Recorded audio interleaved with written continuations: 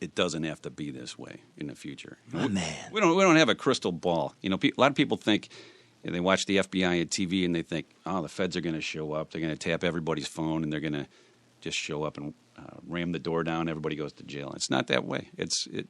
We depend on cooperation from the public and people to tell us things.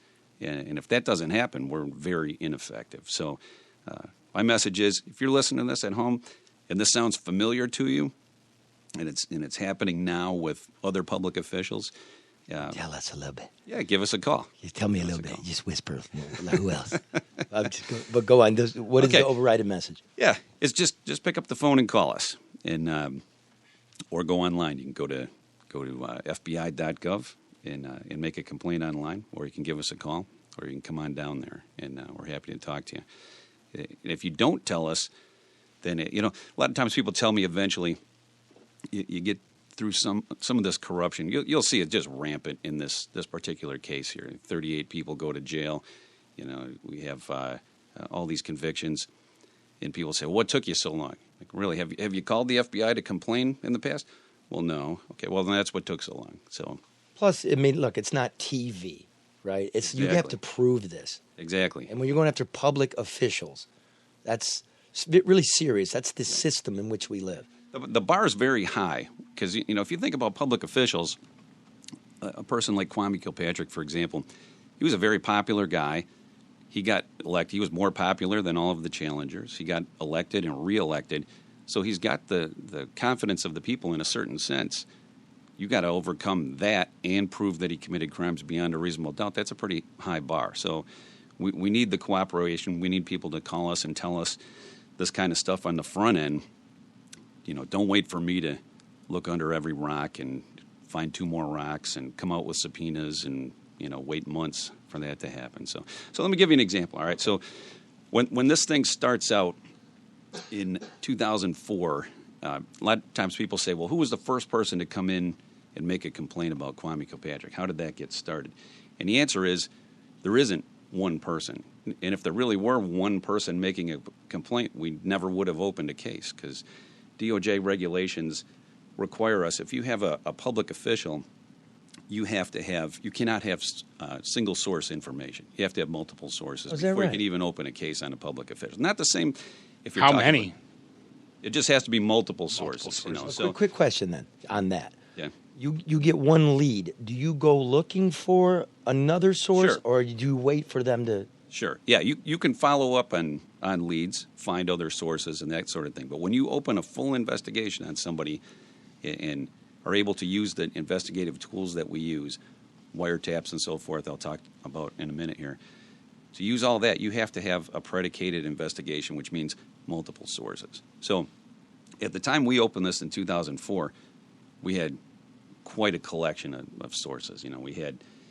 We'll start with informants telling us things. And people think, well, the FBI's got an informant. They think some guy in a street corner selling you a watch. It's not like that. We have very professional people sometimes who are informants for the FBI. It just has to be somebody that's regularly in possession of information that we're interested in, and they report it on a confidential basis. So, we've had elected officials as informants, police officers. You could be a bank president. It could be any walk of life. So that's one group. Cooperating defendants. We have people that are working off of beef. Somebody's been maybe charged with tax evasion or something like that, and they're going to tell you a story to help them reduce their exposure. People in the news media. There are some scandals that the Kilpatrick administration participated in that were actually federal crimes as well. So there are some things where we see it on the news, follow up with subpoenas, and that would wind up being a count in the indictment. City employees, disgruntled contractors, all the way down to my least favorite kind of evidence, and that's an anonymous letter. So I get this anonymous letter one day in the mail, and it's from somebody at Cobo Hall, and this is clearly a plugged-in person who knew exactly what was going on. They talk about all this bribery at Cobo Hall. And basically what happened was Cobo Hall back then, the way that they would make money is, it's a city-run convention center, but the only way they make any money is by billing the vendors. So if you have the Detroit North American International Auto Show, which is the crown jewel of the industry and a big, big deal in Detroit. You have that auto show and you have a vendor come in, say you're BMW, and you come in, you put up a booth, you have all these electronic displays and so forth. You hire union electricians from the IBEW, and then you pay their rate from whatever their prevailing wage is. You pay that to a contractor at Cobo Hall. And back at that particular time, during the Kilpatrick years, it was a guy named Carl Cato. Carl Cato had he had the exclusive contracts for electrical, cleaning, and food service.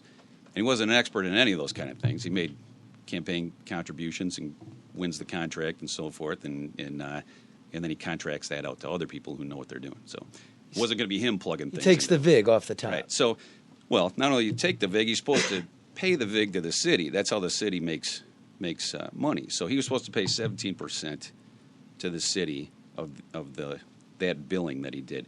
So according to this anonymous letter, it says that he was paying bribes to round that percentage down to about 3%, and then that paying the bribes gives him more money available to himself.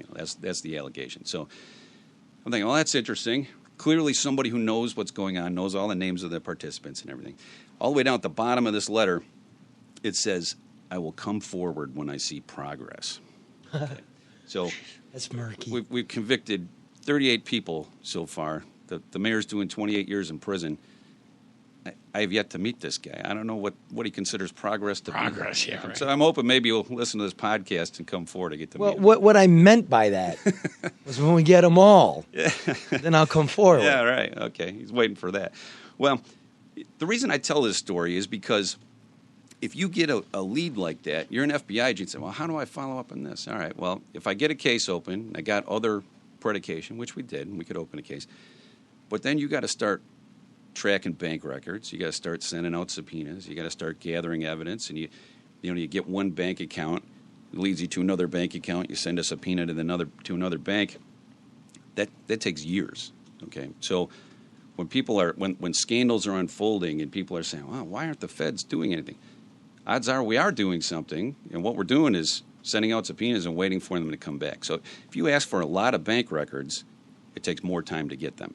So if the information is not that specific and you got to ask for a lot of records to get the answer, it takes even more time. So white-collar crime is a lengthy process. And what will really, really, really speed it up is if somebody in the know where the action's happening picks up the phone and says, hey, guess what? So that's the message. So we're off to the races, start this investigation, serving subpoenas, and we find out that the director of Cobo Hall at the time was taking bribes. This was in the letter. The allegation is that the immediate past director is a guy named Lou Pavlidis, that he was taking bribes from Carl Cato. So I start looking at bank records and so forth, and I find out that he's made, over the better part of a couple of weeks, deposits every day of $9,500 in cash. Okay. Every day. Every day. Just under the $10,000 threshold where it would be reported to the Fed. Right. So if you deposit $10,001, it's not that that's illegal, but you got to fill out a form called a CTR, Currency Transaction Report. It goes to the IRS and tells them why you did it. You say why you did it. So sometimes do you have to say where it came from? Yes. Yeah. You explain the transaction. Now, was that just for cash or for checks or anything? It's any kind of a deposit or a withdrawal. So now, if you're sitting at home and you write a check, then you don't fill out one of these. But if you go to a bank and you say, I've got this cashier's check, or I have cash, or it's $10,001, they're going to hand you a form and explain it to you. And so sometimes what people do is they say, I'll make it $9,500, or I'll go to 2 different branches, or I'll go to 2 different banks.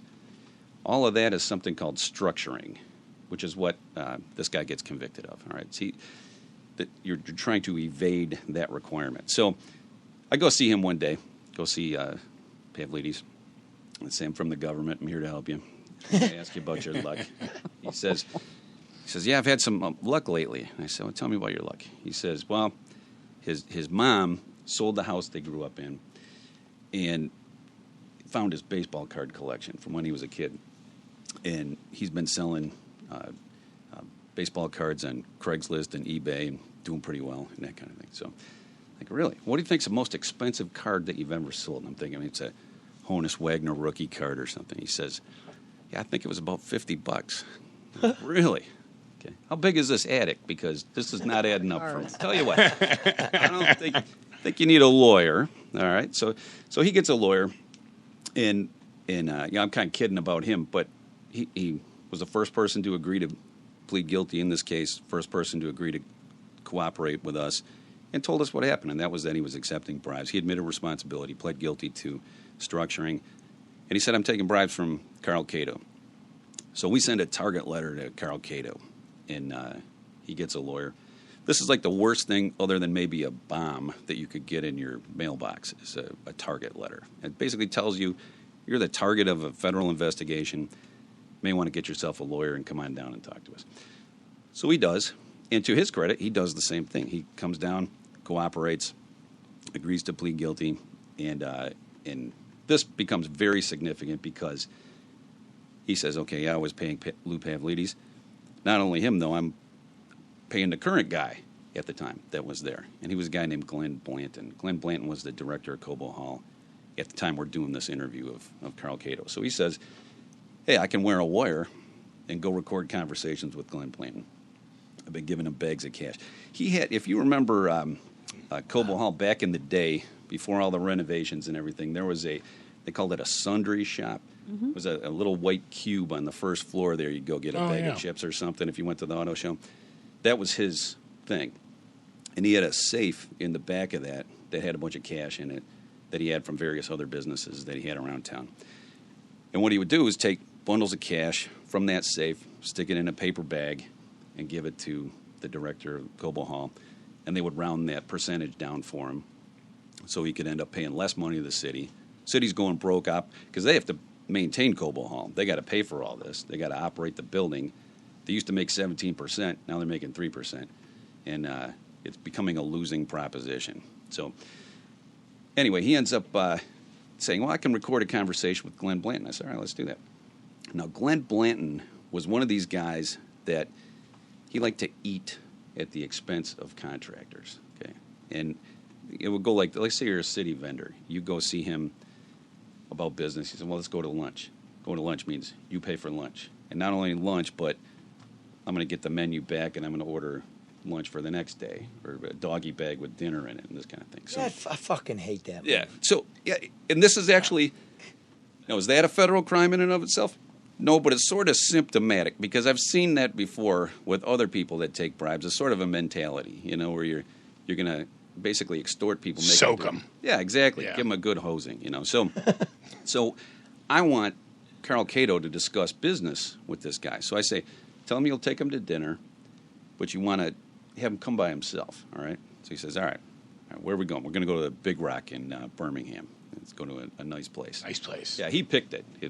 Of course he did. Yeah. And so I said, tell him to come by himself. You got to talk business. So he says, okay. So the night comes.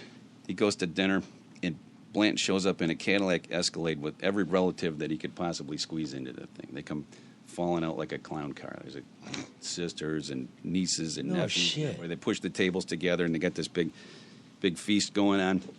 And you can actually hear on the recording Blanton like pushing the dessert cart around. Anybody want another dessert? How about get another bottle of wine? How about lunch for the next day? The kids are ordering lunch for the next day and this kind of thing.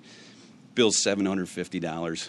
And so I sent a text to Cato. He goes outside for a minute. I said, look, tell him you got to go outside and talk business. So he goes outside. Were you listening?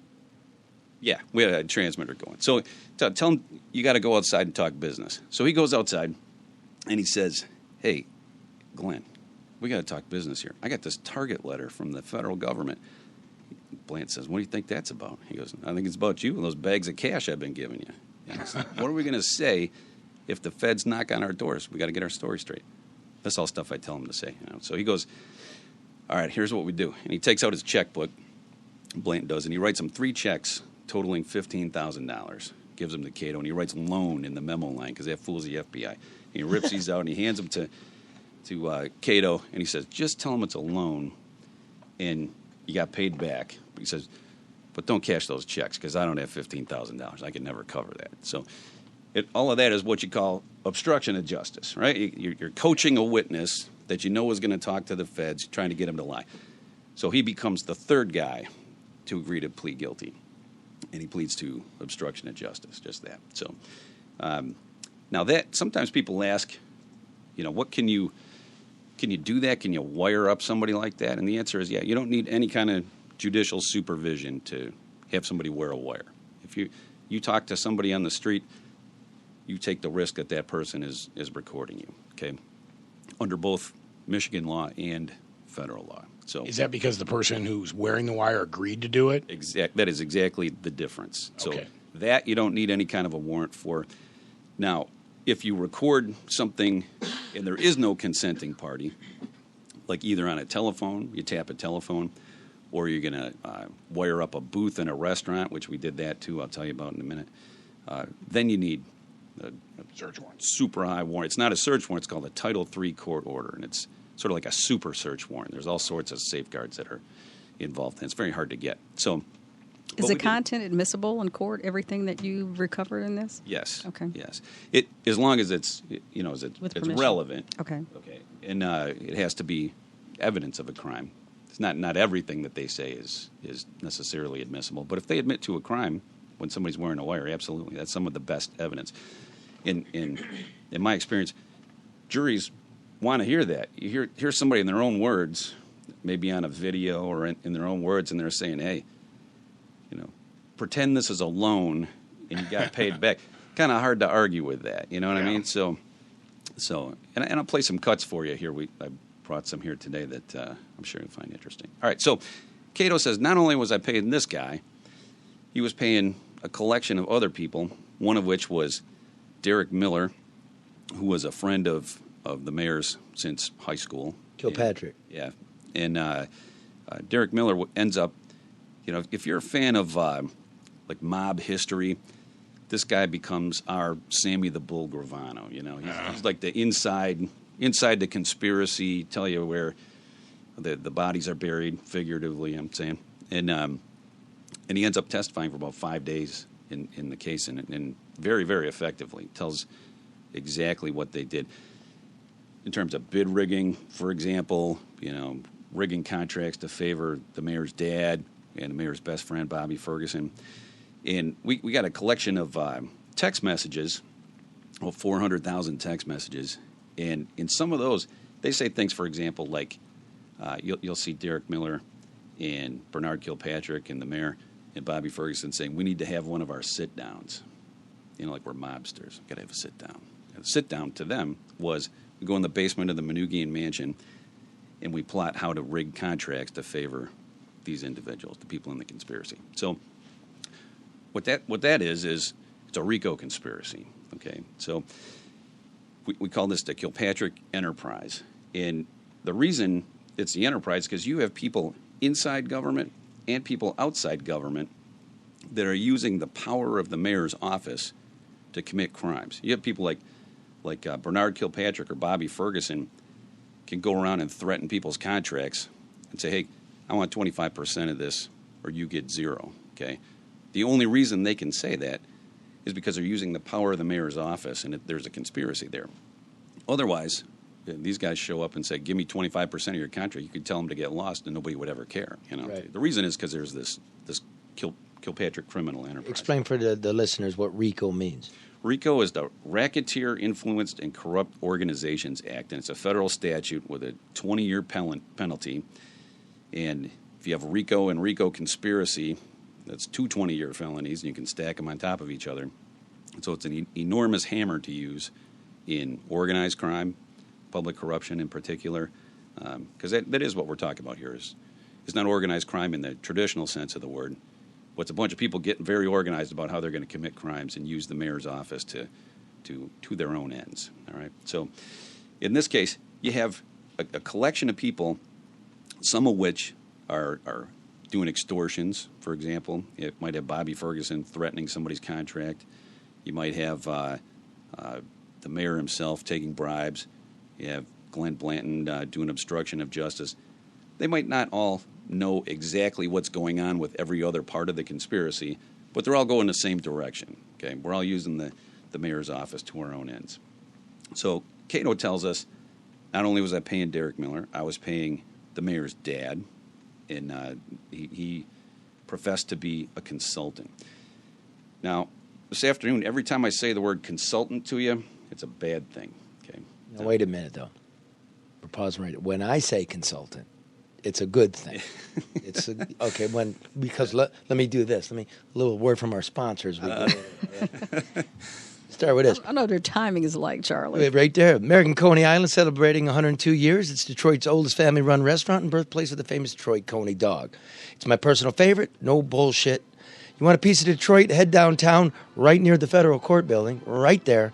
I hear a lot of stuff there when I'm working there, Bob. It's at the corner of Lafayette, Michigan Avenue. Can't miss it. It's the red, white, and blue building shaped like a slice of pie. Always delicious, always open 24 hours a day, 7 days a week. Visit the Detroit restaurant or the one in the D Hotel and Casino in Las Vegas. Or, hey, moms and dads, the Detroit Zoo. They sell beer there, too. It's cold beer, too. Order a Coney Island kit straight to your or a friend's door. Go to AmericanConeyIsland.com.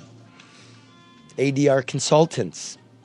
In a good way. I'm sure they're legit. Providing full business construction management and IT consulting services for your company, municipality, and law enforcement agency. ADR, experienced, overseeing more than $250 million in private and public construction projects since 2001. You ever heard of ADR? That's probably good. That might be an endorsement. That's excellent because that's exactly what we're saying. Need to reduce costs, need to re-engineer processes or find better vendors? ADR has saved clients millions. ADR consultants are experts in procurement, compliance, and minority participation. Honest, ethical, smart. Bob, call Barry Ellentuck at 248-318-9424 for a consultation. Get the job done right, on time, on budget. ADR Consultants, 248-318-9424. One more. Speaking of money. Listen, have you been watching TV, Bob? You seen what this economy's doing up and down like a washwoman's ass? You listen to the TV pundits on the cable news networks over the last month or two. Economic doom is here, and then it's not, and then it is. And each time the market has sizable pullbacks, it rebounds significantly the next day. Will these gains hold? I don't know, nor do you, nor does any TV talking head. Overreaction to the slightest negative economic news is a good thing for the long-term investor. Call Luke Nowacki at Pinnacle Wealth, 248-663-4748. His strategy is not reactionary. Rather, he positions you and your investments, retirement, and college saving plans for the long term. Luke Nowacki at Pinnacle Wealth, 248-663-4748. The legal part of it, Bob, because we are above the law on this lower level. Securities and investment advisory services offered through Royal Alliance Associates Inc. Mary Vine Asset PC Royal Associates own and other entities and American Products Services represents here independent Royal Science Inc. Did y'all get that? I like that copy better, Charlie. Before we get going back again, Bob, I have a subpoena here. I've been subpoenaed to federal court. Testimony. Federal court. Dun, dun, I'm dun. a reporter, Bob. This is not cool. I don't have any comment about your subpoena. I can't enlighten you. You can't, it's like a parking ticket. You can't. Yeah, nothing I You can take do care of with this? Don't try to bribe an FBI. I'm not trying to bribe Charlie. them. Bad move. Just Bad start, we move. just had this conversation. I'm just, come on. I wake up and this is, come on. I can't do enough for this town. And he's just peeing me again. One time last Christmas, I was hanging my lights, and a guy's, it's dusk, and the guy goes, Charlie LeDuff? I go, yeah, brother, hey, Merry Christmas. He goes, you've been subpoenaed. Gotcha. You've been served. Atheist. Okay, anyway, I'm sorry. Our guest is Bob Beeckman, a special agent with the Detroit Bureau of the FBI, the lead case agent on the Kwame Kilpatrick enterprise. Continue, fine, Okay, sir. so we're talking about, now these are not consultants like the ones that do things like prepare a work product or write stuff down or pay taxes and that kind of thing. Okay, this is, here's an example. Now, Bernard Kilpatrick, he called his consulting business Maestro. And so, here's an example. He'd come to your business if you were, say, for example, you're a dumpster company and you do business with the city, you're a city vendor. So they're going to renovate a building, they need a dumpster to haul stuff away, and you have this city contract. He would come to you and he would say, how you doing? I'm Maestro. I'm going to give you the opportunity to pay me $10,000 a month. What do you say to that? You say, that sounds like a terrible idea. Why would I do that? Oh, well, I'm going to go to dumpster company B down the street and give them the opportunity to pay the mayor. But I mentioned that my son's the mayor, and you can pay me $10,000 a month. Okay. Well, guess what? The price of dumpsters went up $10,000 a month. So this happened in all sorts of different industries throughout the city. You know, the water department alone. Would he make an explicit threat, like I'll pull the contract, or was it just sort of understood? No, there were explicit threats here. In some cases, like with Bobby Ferguson. In this case, it was more like, you need a consultant, this sort of thing. Like, for example, Carl Cato was giving Bernard Kilpatrick over $100,000 in cash with nothing written down whatsoever. Okay, now, if you're a legit business and you are hiring a consultant as a business expense, you want to document that right off on your income taxes, sure. right? This is like on the down low, okay? This is, and the way we know that, not just from Carl Cato saying it, is Carl Cato wore a wire and went and recorded a conversation with Bernard Kilpatrick and said, hey, I've given you all this money, over $100,000. I know you blew it in a casino. And he says, yeah, he agrees with this. And he goes, now I've lost 2 of my 3 contracts, and, why am I paying you, basically?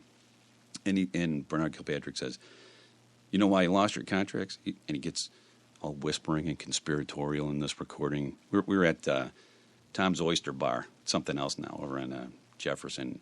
I'm sitting a couple tables over. He's sitting there, and he leans in, and he's whispering, and he goes, you know why you lost your contracts? Because the mayor found out that you were downtown singing with the feds. Like, what does that sound like? Sounds like a RICO conspiracy, right? So, if you're going to punish people for cooperating with law enforcement and cause them economic harm, that's part of the RICO conspiracy. So, you have Bernard Kilpatrick here. We're paying him just because he's the mayor's dad. That's basically it. No. If he were sitting here, I've heard him publicly say this in other venues. I'm a consultant. I put deals together and this sort of thing. You're putting deals together between 2002 and 2008 because your son's the mayor and people are afraid not to give you cash. If they thought it was legit, they'd write you a check and they'd write it off on their income taxes. That's not what we're talking about here. So, all right. So anyway, Cato admits, not only was I paying these people, I was paying the mayor himself. And there are text messages to support that, where Kilpatrick would text him and say, Carl, I need to see you. And that meant bring me a bag of cash to over the... Sorry, man, I could just listen, but I don't get much chance to talk. When you first heard that, was that like the oh shit moment? Sure, yeah. It was a big deal. Now, here's the problem, though. One of the things which makes my job really interesting is all the strategy that goes into it, because Kilpatrick was not an easy target. He had the largest flotilla of bodyguards of any mayor in the United States at that time. He'd go to the U.S. Conference of Mayors. Mayor of Los Angeles would be there with 2 bodyguards, 2 police officers, and Kilpatrick would show up with a team of guys in Escalades, and they'd send in an advanced team and sweeping the place for bugs and all this kind of thing.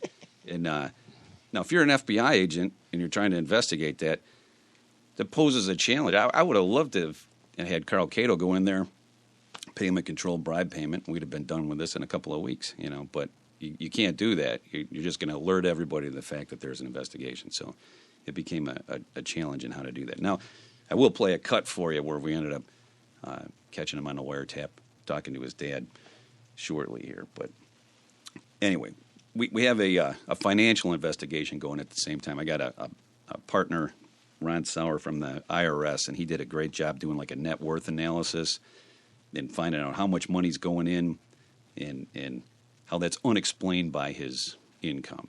So this became a real significant part of the trial because he prepared this chart.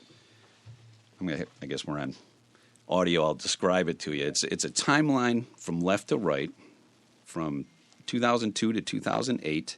If you just picture this, before 2002, before he becomes mayor, they have you see a bunch of red zigzags going towards the bottom of the thing. Those are withdrawals, okay? After he becomes mayor, there are very few, if any, withdrawals whatsoever. They're all green spikes. They're all deposits, round number deposits, $2,000, $3,000, $5,000, all less than 10, okay? In picking up steam towards the end of his, when he knew he was going to jail, that's when you see some big spikes. And then after he's leaves the office in disgrace, then it goes back to the withdrawals, So it's like anybody else. If you're a W-2 wage earner and you have your check direct deposited and you make withdrawals to fund your lifestyle, that's what you see before he becomes mayor. Regular. And then when he becomes mayor, you see all these deposits. And here's something you'll find interesting. Cash payments on his credit card, okay? Now, he would take his Executive Protection Unit police officers who are assigned to protect his life. That's their mission. And in some cases, he would say, here's a wad of cash. Go down to the bank and pay down my credit card. One guy even testified he got sent to Kilpatrick's old house that he had before the Manoogian mansion. Said, go in my closet into one of my shoes, and there's a roll of bills in the toe of the shoe with a rubber band around it. Fish that out and take it down to the bank and pay down my credit card. Now, that's normal, right?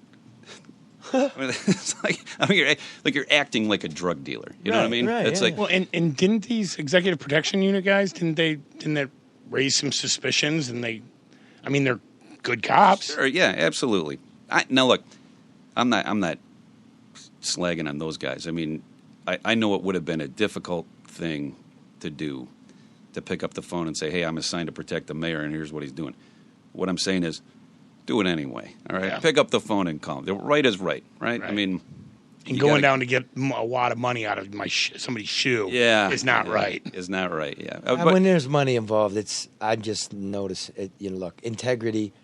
You could sell it, but you can't buy it back. And I just notice how people change when a check's involved or some cash. Yeah. And I will say, these police officers, the ones we called as witnesses, were terrific witnesses, and I'm 100% confident in what they had to say. And it was a powerful message that they had, because people look at a police officer, a sworn police officer, I'm fishing cash out of the toe of the guy's shoe.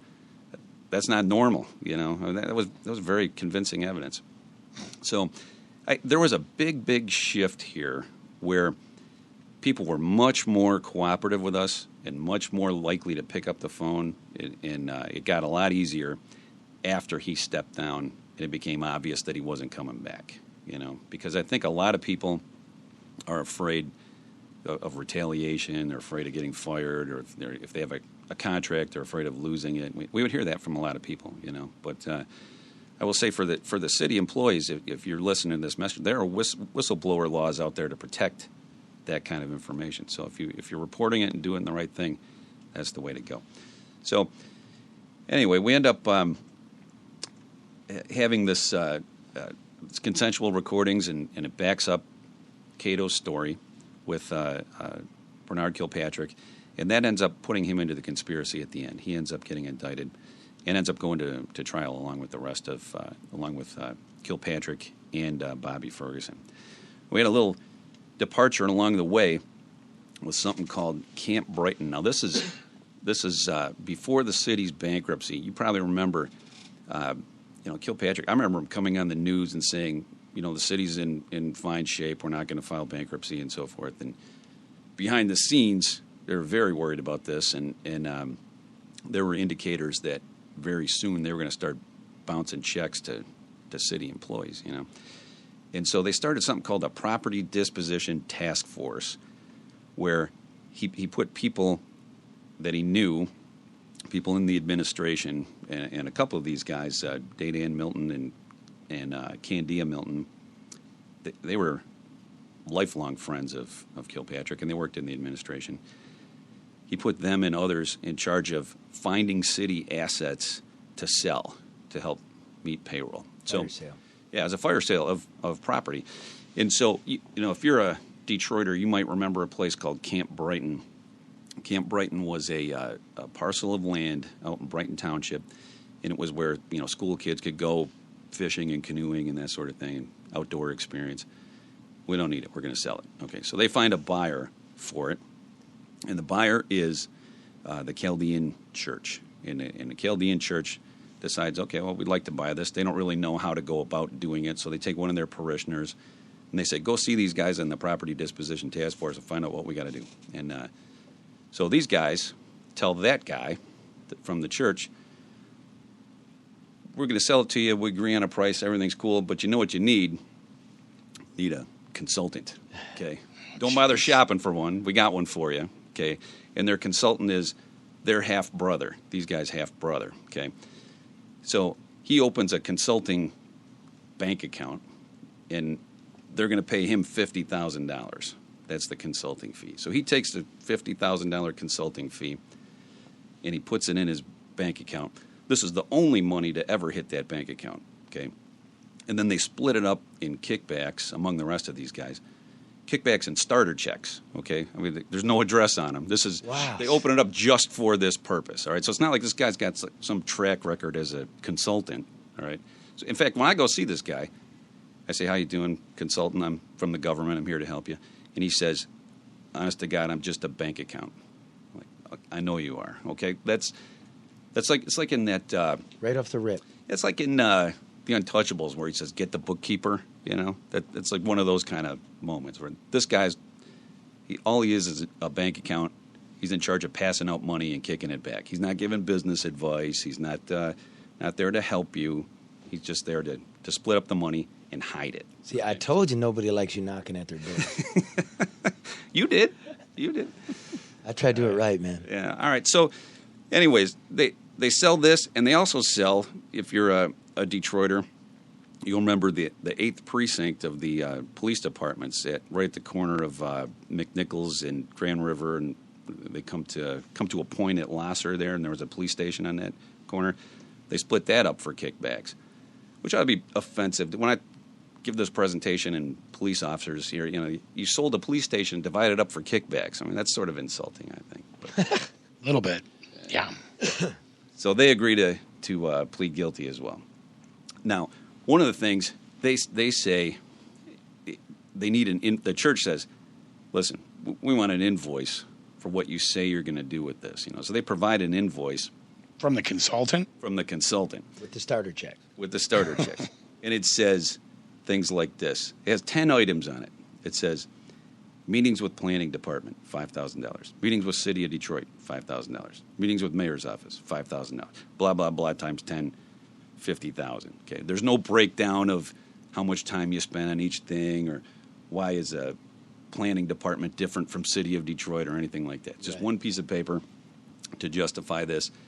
If you're an auditor or somebody like that and you see this come by, this is a giant red flag. If you're like a white-collar guy investigating this, that this is a big, big problem. So, word to the wise. If you're out there and you're an auditor and these things come across your desk, we're all ears. All right. Itemize that shit. All right. Which brings me to, they have, Kilpatrick started something called the Kilpatrick Civic Fund. And this was a 501c4 fund, which is sort of like a civic do-gooder fund. And this is like a popular thing for politicians to do. In a legit situation, here's what you might think. If you're a politician, you say, okay, well, I'll start this fund. I'll get other people to donate to it, and they'll do good works in the community. It's got my name on it, gives me name recognition, and at the same time, I'm getting people to help the community. All right, so it's kind of a win-win. That's how you would look at it. Now, if you go spend that money on yourself after telling people in a solicitation through the U.S. mail fraud, or over an email or a fax machine, wire fraud, that becomes a serious problem. You say, I'm going to spend it on voter education, which is what Kilpatrick said, voter education and civic causes like the West Side Cubs Little League football team, and then you spend it on, trips to Colorado to a resort with your girlfriend, or trips to California with your family, or golf clubs with the mayor emblazoned on the bag. These are all things he really bought. Bug detecting equipment to thwart the FBI, yoga lessons. I mean, the list goes on and on and on. Just crazy, crazy stuff. In fact, we had a 6-month trial in this this case, and which is the longest criminal trial in the history of the Eastern District of Michigan. And I can say that with confidence because they don't keep any records and that kind of thing. But he basically comes in and he has this expert witness who's a CPA. He's an expert in 501c4s. And now this is a defense witness. He's on the witness stand. And they're running expenses by him. You know, could this have been legit? Could this? And the only way these expenses could be legit is if it was within the purpose of the fund, like voter education, which none of these are, or they wouldn't have been indicted in the first place. All right, so these are hundreds of thousands of dollars for things spent on Kilpatrick himself. Or they're calculated to raise even more money for the charity. So that's what they're hanging their hat on, you know. So I'm on the witness stand. I'm putting checks up on this giant screen in the courtroom. The U.S. attorney's entering them into evidence, and I'm testifying about them. And the jury's seeing these checks for, you know, things like a Cadillac. You know, well then the defense witness gets up. He's asked about that, a Cadillac, lease on a Cadillac. Can that be a legit expense? And he says, well, you know, if Kilpatrick had kept a log book and apportioned the amount that he used the Cadillac for personal expense versus raising money for the charity, then that could have been legit. He didn't do any of that, okay, but could be, you know. So, all right, how about this one? Put up another one. So I keep going through the expenses, and the U.S. attorney puts up a check for yoga lessons, and the defense witness bursts out laughing on the witness stand and says, "Not even close. I got nothing," you know. And everybody in the courtroom starts laughing. Except Kilpatrick. Okay, I mean, you look at the jurors are smirking. You know, I mean, everybody's laughing. The reporters in the gallery are all laughing. It was just a super comical moment for everybody except him because it's so absurd. All right, so now you know what the money gets spent on. That plus a whole bunch of political things too, like political consultants, a crisis management consultant. There was you ever watch that TV show Scandal? Oh yeah. There's a that's based on a real woman in Washington D.C. Her name's Judy Smith, and she's very, very personable lady, great at what she does, and she got paid out of the Kilpatrick Civic Fund. You know, this is nowhere near any of the stuff that's mentioned in the solicitation. If you're a water department contractor, you get a solicitation in the mail, and they say they want $75,000 in a donation to the Civic Fund. What do? You know. You want to be on a list of people who refused to donate to the Civic Fund? I don't think so. Not between 2002 and 2008. You didn't, you know. They're keeping track. Exactly. And so it's the only thing they're keeping track of. This lady, Judy Smith, is on the witness stand. And what do you do? She says, I'm a crisis management consultant. I help politicians who get in trouble and embarrass themselves and rehabilitate their image and this sort of thing. Put up these giant checks on the screen in the courtroom. Did you get this check? Yes, I did. You have anything to do with voter education? No. You have anything to do with the West Side Cubs? No. What do you do? Crisis management consultant. She goes, as a matter of fact, they made a TV show about my life. And she turns to the jury and says, and it's on Thursday nights at 9 o'clock. Everyone does that. Everyone laughs. You know, she's this super personable lady. Everyone, you know, just sort of took over the courtroom. But it made the point. This has got nothing to do with what you said you were going to spend the money on. This is what this has to do with is spending money on you, you know. So, all right, backing up to the beginning now of the Civic Fund chapter, we had this lady who her name is Emma Bell. Emma Bell is one of my favorite witnesses in the whole case. She's like a grandmotherly type lady. If she walked in here right now, she'd come up and give me a hug. I'd hug her right back. Nice I know lady. Her, yeah. Not everybody we investigate's a bad person, you know, but... So her problem, though, is she had not paid taxes since the Carter administration. And she testified that way, said, I have not paid taxes since the Carter administration. So her job for Kilpatrick, he puts her in charge of fundraising for the Civic Fund. And she gets to keep 10%. She gets a list of city contractors. So if you got a water department contract, she'd call you up and say, nice to meet you, Mr. Water Department Contractor. That's a nice $15 million water department contract. You say, how do you know that? That's not important. The mayor wants to know, can he count on you for a $75,000 contribution to the Kilpatrick Civic Fund? What do you say? You could say, probably say yes. Sounds like a terrible idea. I would rather give my money to those charities myself and write it off on my income taxes versus giving it to a 501c4 and not be able to write it off on my income taxes. But I guess I'm going to be a good corporate citizen and send you a check for $75,000 and raise the rates on everybody else, right? So That's the key. It's everything that I'm telling you right now got paid for by somebody, and it's not the people that were participating in this criminal conspiracy. It's the ratepayers. If you drank a glass of water in Southeast Michigan between 2002 and 2008, you paid too much for it, because we could conclusively show $73 million in bid-rigged water department contracts for Bobby Ferguson. So, Bob, the price of water went up since then. Yes, you know what I'm saying. So anyway, Emma Bell testifies. She says, look, here's what I do. I get the checks from the donations to the Civic Fund. She'd go put it in her bank account. She would withdraw it in amounts, keep her 10%. That's the legit part of this. And then take it out in amounts less than $10,000. And she would stick it in her bra. Half of it would go into the Civic Fund, got spent on that, the silly stuff we just mentioned, yoga lessons and whatever. But the other half of it actually came out in cash. She'd stick that in her bra, go into the Coleman Young building, up to the mayor's office, and he had a little office in his office suite. They call it the barbershop room. He had a barber chair in it where he'd get his hair cut, and his barber would come and see him. They'd go in there, shut the door, and she'd fish this cash out of her bra and give it to him in a cash kickback. So he had walking around money all the time. Okay, so she's on the witness stand, and she testifies to this. And this is a tearful moment for her. This is a very, very stressful thing. She's known the Kilpatricks for their whole lives. Kilpatrick since he was 3 years old, probably. And very close friend of the family. It was very difficult for her. You know, she's tearing up on the witness stand. It's very dramatic.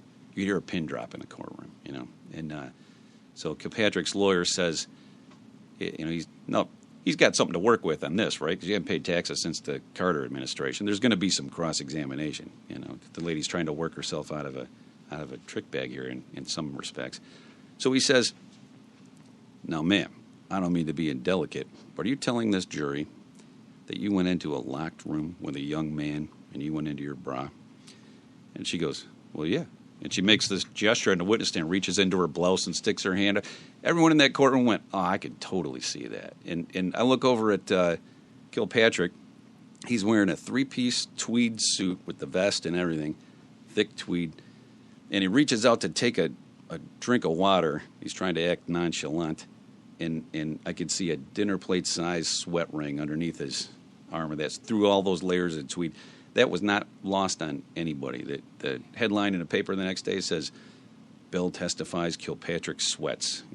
Was nice headline. Really, really rattled by that. And he got convicted of all of that. It was just absurdly ridiculous scheme. Okay, I mean, you try to say, you know, like, for example, I'm on the witness stand. They could ask me things like, well, you say he bought golf clubs, but you don't know whether he was on the golf course trying to raise even more money for charity. Yeah, okay, I don't know what he said on a golf course. When it gets to yoga lessons, now it's just goofy, right? I mean, there's no. He's doing yoga to raise money for the charity. That doesn't make any sense at all. So Possible. And actually, this in 2010 we had the first indictment of him, and he got indicted for the Civic Fund and for some tax evasion counts. And the reason that went forward at that point is because the statute of limitations was going to run on some of the tax evasion counts. We had to go with that right then. And we're going to follow up later with the RICO conspiracy and the bribery and extortion and all that kind of thing. So what does he do? He hires this guy named Mike Paul, who's a PR consultant from New York City. He comes to town, and he takes this indictment, and he goes over to Frank Murphy, which is the wrong courthouse. This is a federal case. He just goes to Frank Murphy. He's standing on the steps of the courthouse. Reporters are gathered around. And he goes, you see, there's not one word about bribery in here, as if it's something to brag about that you're only indicted for mail-in wire fraud and tax evasion. These are 20-year felonies we're talking about here, you know. So we're watching that on TV saying, well, we got some bribery for you, too. That's coming. All right. So, which brings me to maybe the most important thing that I have to say here, because this is where it sort of kicks into high gear with something called Synagro. Pause. Take care of some business. You got it. Now it goes to high gear. It gets higher. Do it the right way. Wow. Listen, do it the right way. Hall Financial offers lower rates, better options, and that personal attention you want when talking about your home. The average refi takes 44 days. Hall Financial averages 19 days. Do the math. That's half the time. Email dhall@hallfg.com to get the paper moving. Or call 248-308-5000. Over 800 five-star reviews. Wow. Yeah, man. It's a lot. It's people like David He does a Hall. good job.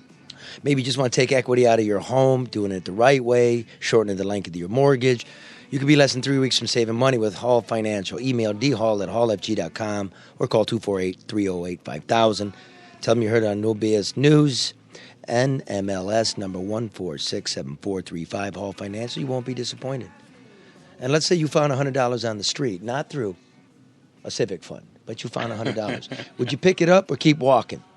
Of course, you take the money. It's completely legal. So why do you keep picking winners and not betting on them? Football's just started. Huh? Think about that. That's why you should go to MyBookie. It's fast, it's easy, and they pay when you win. Let's face it, when you're betting, is just as important as who you're betting on. Do the smart thing. If you're going to bet this football season, bet with MyBookie. Did you know you can bet on games after kickoff? If by the second half it looks like your bet is going to lose, you can always just take the other side. Join now, and MyBookie will double your first deposit. Use promo code NOBS to activate the offer. That's promo code NOBS. Visit mybookie.ag today. You play, you win, you get paid. All right, so Synagro is the world's largest processor of sludge from wastewater. So you flush your toilet, it's got to go somewhere. This company will take that water, purify it, take the impurities, and they'll turn it into a pelletized aggregate and make it into fertilizer, or they will burn it in a smelter, or they will take it to truck it to a landfill. Those are the options. You mean shit. Yeah. So if you have, in fact, if you watch that show Dirty Jobs with Mike Rowe, they were on that show, and it's after. Were they really? After this case. And if you ever catch it on a rerun, the first 5 minutes of the episode, they talk about this case and how it's a dirty job, but it actually became a dirty job in Detroit, and we're righting the ship, and we fired everybody that was in charge, and they try to redeem their reputation, because if for quite a while, I don't know what it's like now, but if you Googled them, what would come up is this. It did a lot of damage to their reputation. So it's an interesting little 5 minutes at the beginning of the thing. The rest of it's interesting, too, what they do. And they were going to do it here, and they signed a contract with the Detroit Water Department for $1.2 billion to do that here over 25 years. This is about when I first walked into town, because I was with the New York Times, and I took a job with the Detroit News, and nobody, it was the text messages, the sex messages and stuff, but nobody knew what you guys were doing. Nobody knew about the big thing. Yeah, this was a really, really, really big deal. And if it hadn't been unraveled, this would be costing millions and millions of dollars right now. We'd be paying for this. So here's how it happens. We ended up tapping some phones. So this is where there are no consenting parties. Both people talking on this phone do not realize it's being recorded. So you have to have a Title III court order. And some people don't realize how difficult that is to get. You have to have probable cause that they're committing a crime on that particular phone line. It has to be a crime that's discussed in Title III of the U.S. Code. It's not every crime, just certain ones. A lot of public corruption crimes they fit the bill. That's the type of thing we do. So I write an affidavit, and it goes through all the channels of government, all the way back to the Deputy Attorney General. That's the number 2 guy or girl in Washington, D.C. This is not a small thing. Was that Comey at the time?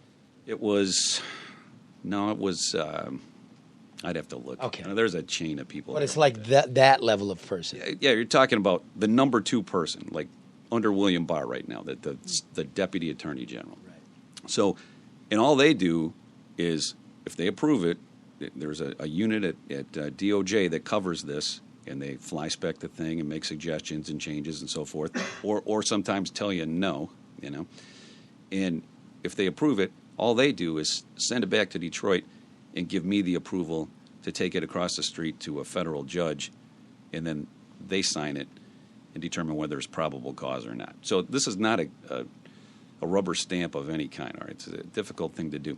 So we tapped at any given minute. We probably had 5 or 6 lines going at once. Some would drop off, some would come in, But at any given minute, we had probably five or 6 lines going. Wow. And you have to do this. You ever see that movie Casino? Yeah. Where the agent's in the van and he's listening to the reel-to-reel recorder, and Joe Pesci and De Niro, they put their wives on the phone because they know that the feds can only listen to criminal activity, and if it's some benign conversation, they got to turn the recorder off. That's legit. That's actually the law. So the reason I tell you that is because you cannot just turn this recorder on and come back the next day. You got to have people around the clock listening to that, monitoring it, turning it on and off, and so forth. So we had probably 70 different FBI agents sitting in shifts and monitoring calls for the better part of 9 or 10 months. This is an incredibly labor-intensive thing, and it is not Plan A. So, if you're listening to this and you're a privacy advocate and you think you're worried about the government tapping phones and stuff, it's good to be concerned about your government and overreach and that sort of thing. I agree with that. Let me just tell you, this is a lot of work, and this is not Plan A. If I have a well-placed informant who can wear a wire, you get things done a whole lot easier than you will if you have to tap phones. That's not our preferred way of doing this. Sometimes you have to, though. And in this case, we did, and there's some terrific evidence that you're about to hear. So here's what happens. This contract gets signed with the water department, but now it's got to get signed by the politicians in Detroit, the city council and the mayor's office. So Synagro buys a small company in Grand Rapids that does this on a much smaller scale, and the owner of that company is a guy named Jim Rosendahl, and they make him a vice president of Synagro. And they tell him, here's your job. Go to Detroit, get the politicians to sign this thing. The water department's already signed it, but to get it into effect, we got to have politicians sign it. So he shows up with a bunch of campaign donations, and he goes to the... We call them lobbyists. No, he brings them himself this time. But he goes to the Manugian Mansion, and he goes to see Kwame Kilpatrick. He says, how you doing, Mr. Mayor? I want to talk to you about our $1 billion contract that we're going to do with the water department. He says, that's great. I really like to talk to you about that, but you know what you need? Consultants. You need a consultant. Right. Don't bother shopping for one. We got one here. He's in the basement. His name's Maestro. I want you to work with my dad.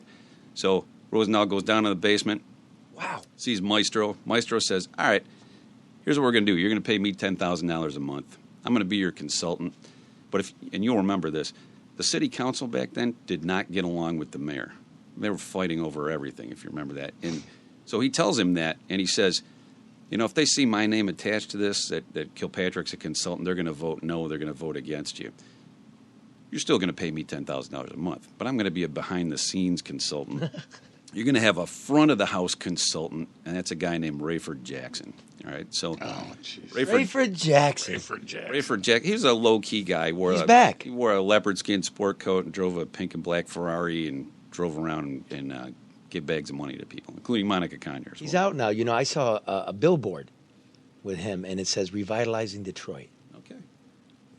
I hope he does. It's a no bullshit news hour, so many things that we discuss down here end up coming true, and then you get to see them in the paper.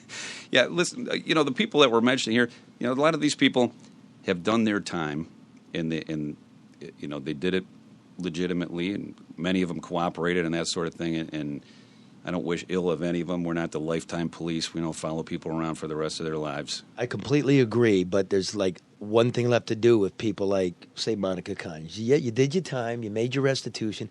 You owe us an apology. Yeah. That's a part because, kids suffered, ambulances didn't run, old people couldn't afford the water bills. This is very serious shit, bro. Yeah, well, I'm very proud of you for the work you do. That could maybe be your job, the apology guy. Yeah, it's the microphone. Oh, you want to apologize? Go ahead, sorry. All right, so here's what happens. He comes down, and he gets told he's got to hire a consultant. The consultant's the mayor's dad. He's going to have to pay the mayor's dad and whoever the mayor's dad says. So now he's making these payments. And they tell him, okay, you got to go over and you got to get the city council to sign this too. And so they meet with Monica Conyers and Sam Riddle. And Sam Riddle was the chief of staff to Monica Conyers at the time. And Sam Riddle comes to Rosendahl and he says, you know what? Sounds like a good deal here, but you know what you really need? You need a consultant. And hold on, let me take my public official hat off. I'll put my consultant hat on. And he had something called Meridian Management Consulting. So while he's actually got a business card that says he's a public official, chief of staff to the president pro tem of the city council, he's got a separate business card that says he's a consultant, and for his standard retainer of $25,000, that's what it was, a $25,000 toll booth on the Detroit City Council, then he would lobby his boss, and he's pretty sure she'd go your way, you know. So for everything bad I just told you about Sam Riddle, let me just pause here and say I did something called Project Integrity, where we did a documentary film. We had various participants in this case tell their own stories, and he actually came in and helped us with that and did a very heartfelt job and pulled no punches on his own behavior and admitted everything that he did, explained what prison's like and everything. And I've been able to do a lot of good with that recording. So, and if I might, Sam's been on this show, and Sam has apologized on a couple of occasions. That's good. And he really has. So That's good. At some point, you get on with life. Yeah, it goes back to my earlier comment. We're not the lifetime police. I don't agree with that, yeah. I do like to mention the good things that he's done as well. I'm going to say a couple more bad things about him just because it explains the context of what happened back then. All right, you know what? How the Kilpatrick administration was interfacing with the city council, and everything was related to Synagro. And you do have recordings. I do, yeah. That's the important part. So at this time, I had a partner, Mike Labisco, at the FBI, and he was a case agent on the Monica Conyers case, and he tapped Sam Riddle's phone. I had wiretaps on Jim Rosendahl's phone and Rayford Jackson's phone. So one day we're sitting there, we're working together, and both machines go off, and they're talking to each other. And it's a conversation between Sam and Rayford Jackson, and it's like bagman to bagman, basically. So we'll play a cut of that. If it's okay, we don't have to play the whole thing. I'll point at you when we're. Which one you want to If play with Pimp Clip. Oh, okay. And so let me set this up. So this is Sam Riddle talking to Rayford Jackson, and he says, "Did I ever tell you I would have pimped? Meaning I would have been a pimp, but I don't like night air." And He fucking told me that. Rayford says, "You did what?" And he says, "Yeah, I would have been a pimp, but I don't like night air." But he says, "When you're running these political women, it's pretty close to the same thing." So we call that a... Karen just made a face. Wow. I know. All right, so give us a little bit of Pimp Clip. Did I tell you I would have pimped, but I don't like night air? Did you say what? And then I would have pimped, but I don't like night air as a youngster, but I decided that wasn't a good, productive career. But when you run in these political women, it's real close to the same motherfucking thing. That's all you got to know about me. Anyway, look, that's all you really got to know, okay? Because don't nobody be running me. Okay, but look. Anyway. But did you see how my brother... Okay, so... Wow. Now, we actually had some interceptions where he actually discusses with Monica Conyers the fact that they're collecting money and splitting it, and it's pretty evident from these. So if you play, here's a real obvious one. Play the one that says loot. This is Monica Conyers. She knows that Sam Riddle has met with a businessman, or she thinks anyway, and has been paid. And she says, "You better give me my loot." That's all I know. So, when you're a white-collar investigator and people call their money loot like they're pirates, we're halfway home, right? So, Yeah. give us a little loot. Anyway, that's all. I'm laying in the bed. I'm Sam depressed. You better get my loot. That's all I know. From who? The loot you already got, and you supposed to pay me. From who? Okay. I know you ain't talking about Okay. over there. So anyway, I only saw him one time in the whole year, and that was July 25th. What else did they talk about? Okay, so, and then at one point, he actually discusses their split and he refers to her as Miss 60-40. So I think I got an idea what their split was. You play 60-40. Did you forget to see me about something? What am I going to see you about? I ain't got nothing to see you about. Oh, but you do. Didn't you see Jim Pappas? No, you never told me to see Jim. What are you talking about? So Jim's lying. I haven't seen Jim Pappas. I just drove in fucking snow. No, you didn't see Jim Pappas today. You saw Jim Pappas maybe a week or two ago, and No. he finished out your contract? No. He's lying. He hasn't seen me since the time I went when you knew about it. No. When was that? That was months ago. No, A he few said he months saw ago. you about Oh, 2 no. weeks ago. No, he didn't. Okay. If he had, my account would certainly have reflected it. Okay. No, last time remember last time I saw him? No, it's okay. It's 60, okay. 40? Everybody lying but Sam, right? Yeah, I haven't seen him. Okay. Absolutely not. Last time I saw him was Miss 60-40. Okay. That's the last time I saw him. All right. Okay, and then the last one in this series we'll play is called 1501.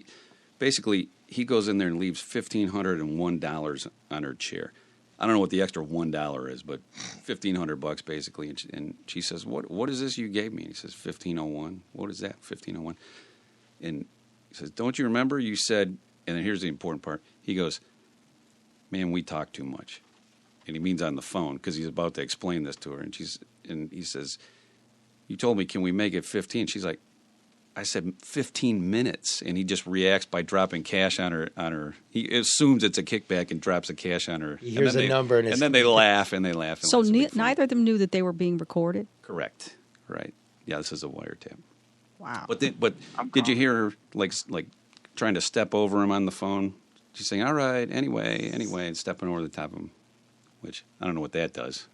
No, because it sounds like you guys are. All right, it's hard being a pimp. I'm calling you. What is this you gave me? What are you talking about? You know that you gave me today. 1501. Yeah, what's that? It's 1501. Well, I know that. What is the problem? I know more is due. You what? I said I know more is due. What is the problem? That's what you okay. said. I was like, Sam, Did you not? Oh, you mean the one? No. I didn't. I guess we were on that. I thought you were saying something else. Hold on, Tammy. I thought you were saying something else the first time versus this time, and it would be the same. Oh, no. You know what you said to me on the phone? What? You said, can you? Yeah, we talk too much. Can you make it 15? That's what you said to me on the phone. 15 minutes that I'll be there in 15 I minutes. completely misunderstood that. Okay. Oh, jeez. Okay. Okay. That's good. Did you name these clips, Bob? I did, because I got to be able to find them when I do this. Because it kind of sounds like a mixtape, the title of all these. Like, 1501 and 60-40 and Pimp Clip. wow. I mean, is this any way to run a criminal enterprise? I mean, you think it's more sophisticated. Yeah, people say that sometimes, like, well, why would people do this? It's hard to run a criminal enterprise and do it all in person of any size, I think. I mean, if you can say, well, we're never going to talk on the phone. Well, so we're just going to have to meet on the street every time we want to have a discussion about something. It's just really not practical, and people just kind of get sloppy, I think. Get lazy. Yeah. I'm just listening to what and how they talk about things. You know what I mean? Like, 15. Oh, you bet 15 minutes. Like, what kind of criminal enterprise is that? It's Bush League. Yeah. I mean, you hear, and I remember, the headlines, what was going on, but to actually hear from you and the clips what was actually going on, that's a whole nother ball game. Yeah, I think it's just important. so It's a whole nother ball game. I think it's important for people to hear that, and I do a lot of public speaking, and I play these clips for audiences when I can, and I'm happy to be here today because people get a skewed impression of what happens. Sometimes you get a defendant like Kilpatrick who seems to have unfettered access to the media sometimes, through social media with relatives or filing things, and it makes the newspaper. And if all you do is hear it from the point of view of the defendant, you wonder, how did this happen? How did this? If there's no evidence of bid rigging, as he says sometimes, or if there's no evidence of crimes, what did they do for 6 months in federal court? And But it's a prism of clarity that I never knew, and I can only imagine a lot of people didn't know. I mean, I kind of felt like I had an idea, finger on the pulse, half and half of what may have been happening. Documentary, Bob? What are you doing outside? Just because there's a lot of misinformation on both sides. People that continue to support him and people that don't support him. But I think that there is clarity for both sides in the information that you've at least brought forth on the show today. Yeah, I think that the people that support him, sometimes that gets, I think, overinflated by the media. We see, you'll see people, I've seen it on TV news, they'll say, well, we want Kilpatrick back. They'll find one person that says it. But I would be willing to bet that they had to go through 50 or 60 people who said they don't want him back before they found that one person to say they do want him back. And sometimes people, they get that impression like he would get reelected again if he gets out of prison.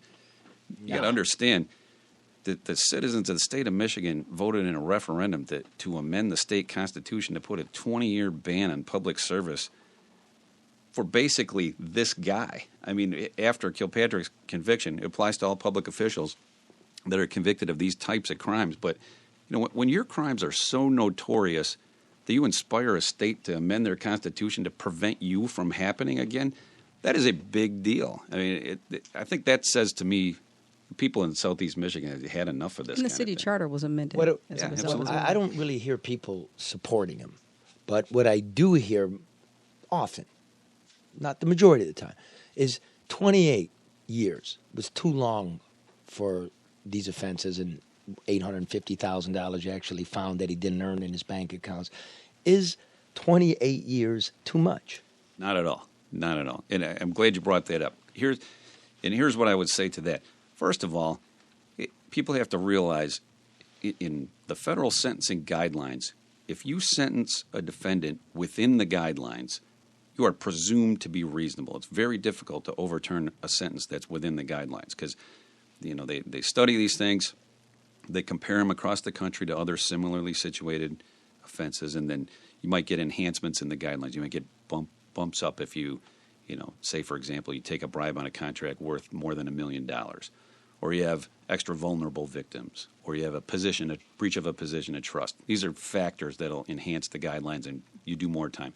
So they have all these factors. You compare them to cases across the country, and you try to treat everybody the same to the extent possible. And so if you're within the guidelines, you're presumed to be reasonable as a judge. In this case, his guidelines were life in prison. All right, so 28 years is actually a downward departure. It's a break that he got. It's a downward departure. It's even less than the sentencing guidelines were. So I know it's a lot of time. It's a world record amount of time. So do you think then that that's the new bar? Like if you're a public official at that level, you've abused the public trust, bid rigging money's gone missing. Do you agree heretofore from now on, everybody should get this?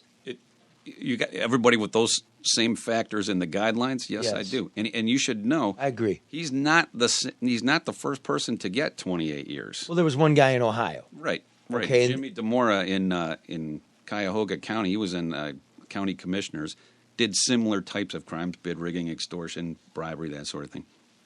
And if you're a student of this kind of thing and you really want to delve into why this happened, the one of the AUSAs in the case, Mark Chutko, did a brilliant job on the sentencing memorandum, and it lays this right out, compares it to all the other cases across the country, like Blagojevich in Chicago, for example. 14. And it explains why this is so much worse than those cases, and said, if you want to compare this to somebody who did the same types of crimes, you got to look at Cleveland and look at Jimmy DeMora. And when you look at a significant case, I think can be made that Kilpatrick is worse. You didn't have 38 people going to jail in Cleveland in that case, And I know all 38 people here were not co-conspirators of Kilpatrick. There were people that were in city administration at the time. I'm not trying to say that, Monica Conyers was conspiring with Kwame Kilpatrick, but there was an era of lawlessness in the city between 2002 and 2008 where it was just a free-for-all. Yeah, it was sad for the people in a reporter's wet dream. But I'll leave it at this because I know we have a little bit more, but I'm not going to ask you about what you're working on, it would be inappropriate. But after this era, we've been through this, after our bankruptcy, after stripping ourselves naked and trying to rebuild it, you are working on things. Does that factor into what might happen to them, the sentence they might face, if the history of what we've just gone through? Sure. Is that a mitigating factor? Yeah. The history of what we went through, is it a mitigating factor? No, I don't think so at all. I think public officials from here on out ought to know better. I've actually heard judges say that, in the wake of Kilpatrick and the lesson that everyone should have learned by this, you're still doing this type of behavior. So there's no reset. I mean, that's now going to be built in. Yeah, I think so. Wow. I think so. I think it's done a tremendous service to put people on notice that these things are going to be taken seriously, to put potential witnesses in the community on notice that if they come in and make a complaint, it's going to be taken seriously and people are going to do something about it.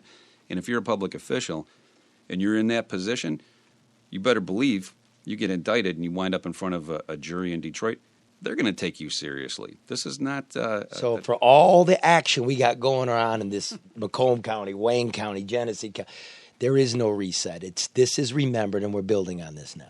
I would agree. 28 years. I can't comment on any particular case. Oh, I don't want you to. But I'm going to say that this is a perfect time to bring a corruption case in Southeast Michigan because people are tired of this. People are tired of this kind of behavior. Y'all hear that? Yeah. Tired as hell. We got kids to raise. Right. Okay, so back to Synagro. So one day we're sitting there in the wiretap, and we hear Jim Rosendahl, and he's talking to Bernard Kilpatrick. Bernard Kilpatrick's phone was tapped too. So these two machines go off. They're talking to each other. And they say, we got to get together and we got to talk about the deal.